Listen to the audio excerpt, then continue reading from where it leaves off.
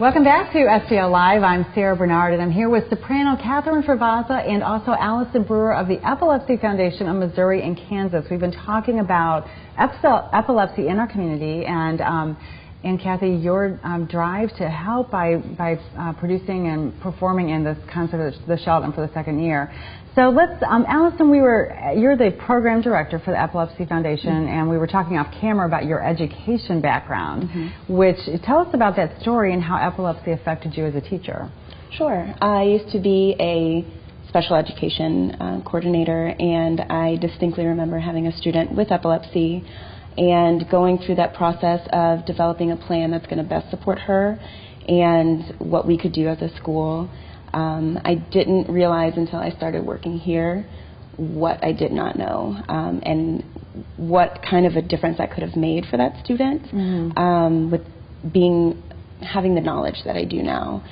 So that's an additional kind of, I guess, reason why I'm so passionate about this subject, because it is important for all teachers to know.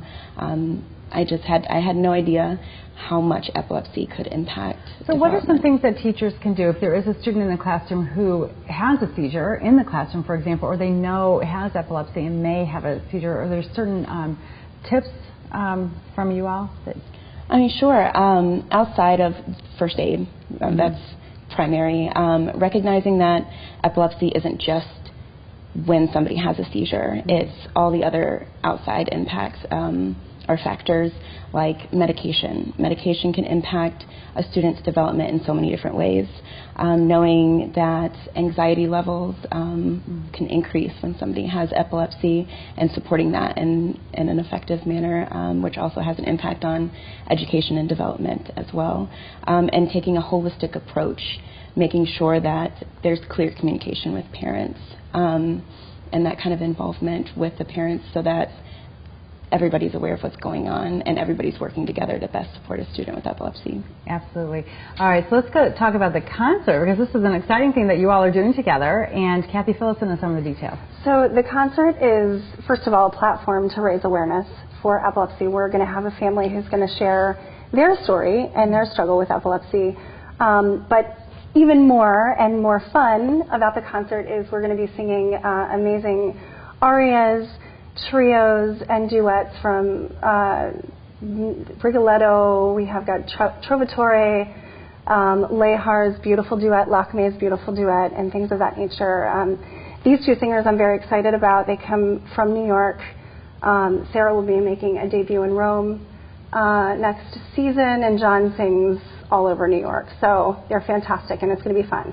The details are, it's November 13th at 7:30 p.m. at the Sheldon Concert Hall, and you can go to thesheldon.org or metrotix.com to get information, and also efmk.org. Very good. And we understand it's approachable opera, if you will. So for somebody who maybe isn't in your community, who's not as familiar with opera, hasn't experienced it, what have you got to say about that? So what I say is we've taken the juiciest, most exciting parts of different operas to give you the best possible experience.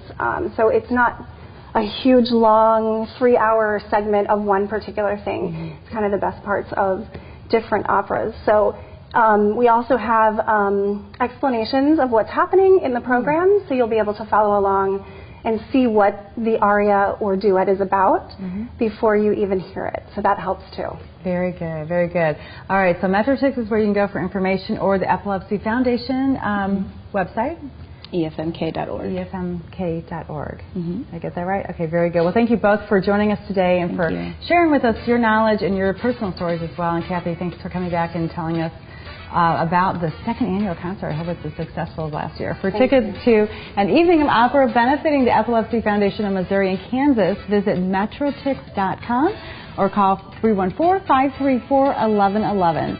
And there's more STL Live after this. Stay with us.